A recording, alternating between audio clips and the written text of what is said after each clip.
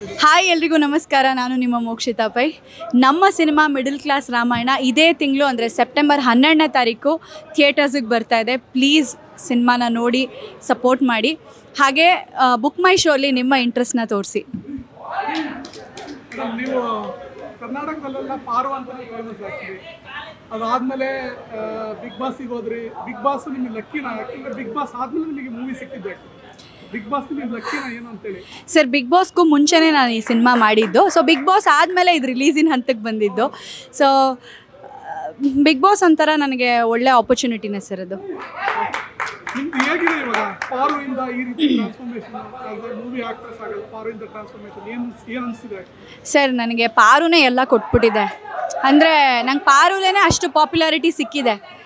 Cinema ಮಾಡಿ ಏನು popularity ಸಿಗಬೇಕೋ ಅದು ಪಾರುಲೇ ಸಿಕ್ಕಿದೆ ನನಗೆ. ಸೊ ಹಾಗಾಗಿ ನನಗೇನು ಅಷ್ಟು ಸ್ಪೆಷಲ್ ಅಂತ ಏನು ಅನ್ನಿಸ್ತಿಲ್ಲ.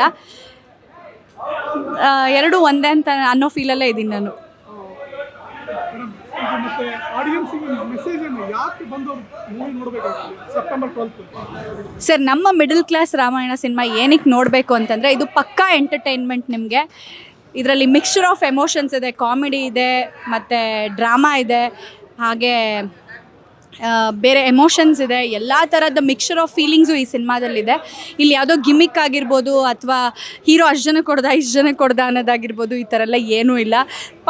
ತುಂಬ ಸಿಂಪಲ್ ಆ್ಯಂಡ್ ನೀಟಾಗಿ ಸಿನಿಮಾ ಕಥೆನ ನಾವು ಹೇಳೋಕೆ ಹೊರಟಿದ್ದೀವಿ. ನೀವು ಸಿನಿಮಾ ನೋಡ್ತಿದ್ದಾಗೆ ಹೆಂಗೆ ಫೀಲ್ ಆಗುತ್ತೆ ಅಂದರೆ, ಅಯ್ಯೋ ಇದು ನಮ್ಮ ಅಕ್ಕಪಕ್ಕದವ್ರ ಲೈಫಲ್ಲಿ ನಡೆದಿತ್ತಲ್ವ, ನನ್ನ ಫ್ರೆಂಡ್ ಲೈಫಲ್ಲಿ ನಡೆದಿತ್ತಲ್ವ, ಇಲ್ಲ ಇದು ನನ್ನ ಲೈಫಲ್ಲೇ ನಡೆದಿತ್ತಲ್ವ ಅನ್ನೋ ಒಂದು ಫೀಲ್ ಬರುತ್ತೆ ಅದನ್ನು ನೋಡಿದಾಗ.